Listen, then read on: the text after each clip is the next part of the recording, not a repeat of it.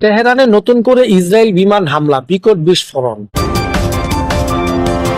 ইরানের ভবিষ্যতের নেতাদের বিবেচনায় যারা ছিল সবাই মারা গেছেন, যা বললেন ডোনাল্ড ট্রাম্প। 2 সপ্তাহে 40 খুন, সরকারি দলের নেতাকর্মী 5 জন। এতক্ষণ শুনেছেন শিরোনাম, এখন শুনলেন বিস্তারিত খবর। প্রথমে আসি তেহরান নতুন করে ইসরায়েলে বিমান হামলা, বিকট বিস্ফোরণ। ইরানের রাজধানী তেহরান নতুন করে বিমান হামলা চালিয়েছেন ইসরায়েল। বেশ কয়েকটি বিকট বিস্ফোরণ শব্দ শোনা গেছে। ইসরায়েলি সামরিক বাহিনীর পক্ষ থেকে ইরানে ব্যাপক বিমান হামলা শুরুর ঘোষণার পরপরই এসব বিস্ফোরণ ঘটে। ইসরায়েলি প্রতিরক্ষা বাহিনী বরাত দিয়ে বিবিসি কে জানিয়েছেন ইরানি লক্ষ্যবস্তুকে নতুন করে ব্যাপক হামলা শুরু করেছেন তারা। বুধবার এই আক্রমণ ইরানের পক্ষ থেকে ছোড়া কয়েক দফা ক্ষেপণাস্ত্র হামলার জবাব। ইসরায়েলি ডিফেন্স ফোর্স IDF জানিয়েছেন তারা মূলত ইরানের ক্ষেপণাস্ত্র উৎক্ষেপণ কেন্দ্র, আকাশ প্রতিরক্ষা ব্যবস্থা এবং অন্যান্য সামরিক অবকাঠামো লক্ষ্য করে এই হামলা শুরু করেছে। বিস্ফোরণের ক্ষয়ক্ষতি বা হতাহত দিয়ে বিস্তারিত তথ্য এখনো পাওয়া যায়নি। এর আগে মঙ্গলবার ইরানের প্রধান নেতৃত্বে নির্ধারিত পর্ষদ ভবনে বড় ধরনের হামলা চালায় ইসরায়েল। এরপর আজ বুধবার নতুন করে হামলা শুরু করলো দেশটি। বিবিসি লিখেছে ইরানের কোম শহরে ধারণা করা 2টি ভিডিওতে দেশটির প্রধান নেতৃত্বে নির্ধারিত পর্ষদ অ্যাসেম্বলি অফ এক্সপার্টস এর সচিবালয় ভবনে হামলা করেছেন ইসরায়েল। হামলার পাশের একটি ভবনে মারাত্মকভাবে ক্ষতিগ্রস্ত হয়েছে। ইরানের সংবিধান অনুযায়ী অ্যাসেম্বলি অফ এক্সপার্ট 88 জন জ্যেষ্ঠ ধর্মী নেতা নিয়ে গঠিত। শনিবার আয়াতুল্লাহ খামেনি নিহত হওয়ার পর পরবর্তী সর্বোচ্চ নেতা নির্ধারণের দায়িত্ব এখন এই পরিষদের ওপর। ইরানে আধা সরকারি সংবাদ সংস্থা মোহের জানিয়েছেন ভবনটি বেশ পুরনো, পরিষদে বর্তমান অধিবেশনের জন্য সেটি ব্যবহার করা হচ্ছিল না। রাষ্ট্রীয় সম্প্রচারের মাধ্যমে IRIB জানিয়েছেন হামলার আগেই ভবনগুলো খালি করা হয়েছিল, এতে কোনো হতাহতের খবর পাওয়া যায়নি। এদিকে যুক্তরাষ্ট্র জানিয়েছেন শনিবার থেকে তারা ইরানে 2000-এরও বেশি লক্ষ্যবস্তু আঘাত এনেছে। মার্কিন প্রেসিডেন্ট ডোনাল্ড ট্রাম্প হোয়াইট হাউসে দাবি করেছেন ইরানে সবকিছু গুড়িয়ে দেওয়া হয়েছে। ডোনাল্ড ট্রাম্প বলেছেন ইরানের ভবিষ্যতে কারা নেতৃত্ব দিতে পারে সেই জন্য কিছু মানুষ তাদের বিবেচনায় ছিল, কিন্তু এখন তারা সবাই মারা গেছে। খুব তাড়াতাড়ি এমন আর কাউকে হতাহত পাওয়া যাবে না। হোয়াইট হাউসে জার্মান চ্যান্সেলর ফ্রেডরিক মেজরের সঙ্গে বৈঠকের পর প্রেস ব্রিফিং এ তিনি এসব কথা বলেন। ইরানের হামলার প্রসঙ্গে তিনি বলেছেন, আমরা ওই উদ্বোধনের সঙ্গে আলোচনা করছিলাম, কিন্তু আমার ধারণা আমরা আমাদের ওপরই আগে হামলা চালাতে যাচ্ছি, আমি সেটা হতে দিতে চাই না। ট্রাম্প বলেন এই কারণে যদি কিছু হয়ে থাকে আমরা কারণেই হয়তো ইসরায়েলে হামলা চালাতে বাধ্য হয়েছে। ইরানের সবকিছু ধ্বংস করে দেওয়া হয়েছে, তাদের এখন নৌবাহিনী নেই, বিমান বাহিনীও নেই, আকাশ বিমান শনাক্ত করার কোনো ব্যবস্থাও নেই। এই সময় ডোনাল্ড ট্রাম্প যুক্তরাষ্ট্র ও স্পেনের প্রতি তার অসন্তুষ্ট ও প্রকাশ করেন, কারণ শুরুতেই ভারত মহাসাগরের দিয়েগো গার্সিয়ায় যুক্তরাষ্ট্রের সামরিক ঘাঁটি হামলার জন্য ব্যবহার করতে দিতে রাজি হয়নি যুক্তরাষ্ট্র। ইরানের ভবিষ্যতের নেতৃত্ব বিবেচনায় যারা ছিল সবাই মারা গেছেন, যা বললেন ডোনাল্ড ট্রাম্প। যুক্তরাষ্ট্রের প্রেসিডেন্ট ডোনাল্ড ট্রাম্প বলেছেন ইরানের ভবিষ্যতে কারা নেতৃত্ব দিতে পারে সেই জন্য কিছু মানুষ তাদের বিবেচনায় ছিল, কিন্তু এখানে তাদের সবাইকে মারা হয়েছে। খুব তাড়াতাড়ি এখন আর কাউকে হয়তো পাওয়া যাবে না। White House German chancellor Friedrich মেজর সঙ্গে বৈঠকের পর প্রেস ব্রিফিং এ তিনি এসব কথা বলেন। ইরানের হামলার প্রসঙ্গে বলেছেন, আমরা ওই উম্মাদের সঙ্গে আলোচনা করছিলাম, কিন্তু আমার ধারণা তারা আমাদের উপরে আগেই হামলা চালাতে যাচ্ছিল, আমি সেটা হতে দিতে চাইনি। ট্রাম্প বলেন এই কারণে যদি কিছু হয়ে থাকে আমরা অকারণেই হয়তো ইসরায়েলের হামলা চালাতে বাধ্য হয়েছে।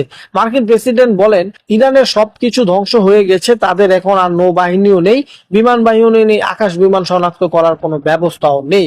এ সময় ডোনাল্ড ট্রাম্প যুক্তরাষ্ট্র স্পেনের প্রতি অসন্তোষ প্রকাশ করেন, কারণ শুরুতে ভারত মহাসাগরের দিয়েগো গার্সিয়ার যুক্তরাষ্ট্রের সামরিক ঘাঁটি হামলার জন্য ব্যবহার করতে দিতে রাজি হননি যুক্তরাষ্ট্র।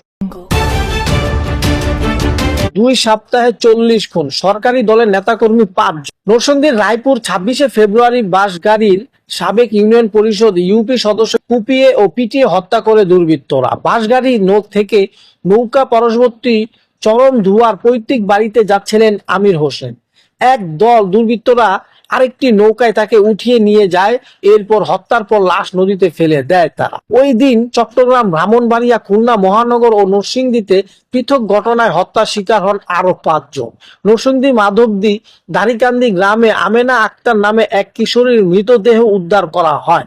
পরিবারের অভিযোগ, সংঘর্ষে ধর্ষণের পর তাকে খুন করে বখাটেরা। পুলিশের অপরাধ তথ্য বিশ্লেষণ করে দেখা যায় গত 15 দিনে হত্যার শিকার হয়েছে অন্তত 40 জন। নিহতদের মধ্যে 8 জন নারী। খুলনা ও চট্টগ্রাম বিভাগে খুন হয়েছে বেশি, কম বরিশাল ও রংপুর। নিহতদের মধ্যে বিএনপির কর্মী 3 জন, যুবদলের নেতা, ছাত্রদল কর্মী 1 জন ও জামায়াতের সমর্থক 1 জন রয়েছে। নিহতদের মধ্যে ছুরির আঘাত নিহত 8, গুলিতে খুন 3, এছাড়াও গণপিটুনিতে শ্বাসরোধ, চাকুর আঘাতে ও সংঘর্ষে নিহত হয়েছে কয়েকজন। অজ্ঞাত দুর্বৃত্তদের হাতে খুন হয়েছে 7 জন। খুলনার বিভাগে 11টি খুন। তথ্য বিশ্লেষণ উঠে এসেছে গত 18 ফেব্রুয়ারি থেকে গতকাল মঙ্গলবার পর্যন্ত খুলনা বিভাগে 11 জন হত্যার শিকার হয়েছে। তাদের মধ্যে আধিপত্য বিস্তারকে কেন্দ্র করে 4 জন, প্রতিরক্ষার ছুরির আঘাতে 2 জন, অজ্ঞাত কারণে 2 জন, বিএনপি জামায়াত সংঘর্ষে 1 জন ও পূর্ব শত্রুদের জেরে 1 জন। 27 ফেব্রুয়ারি খুলনায় দিঘিলিয়া উপজেলায় কুপিয়ে ও পায়ের রক কেটে যুবদল নেতা মোহাম্মদ মুরাদ খানকে হত্যা করা হয়েছে। মুরাদ উপজেলা সেনহাটি ইউনিয়ন যুবদলের সিনিয়র যুগ্ম আহ্বায়ক ছিল। হত্যাকাণ্ডে দিঘলিয়া থানায় ছাত্রদলের বহিষ্কার নেতা সাজ্জাদ হোসেনও তার অনুসারীদের জড়িত বলে অভিযোগ উঠেছে। এই ঘটনায় সাজ্জাদ সহ কয়েকজনকে গ্রেফতার করেছেন পুলিশ।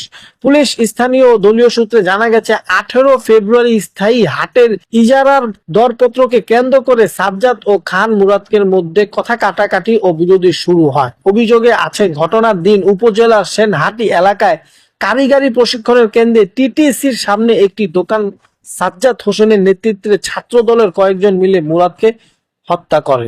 26 ফেব্রুয়ারি খুলনায় শেখ সোহেল 41 বয়স নামে এক ব্যবসায়ীকে গুলি করে হত্যা করেছে দুর্বৃত্তরা। নগরে খান জাহান আলী থানার আলিফ গেটে পেট্রোল পাম্প সংলগ্নে একটি মোটরসাইকেলের গ্যারেজে এই ঘটনাটা ঘটে।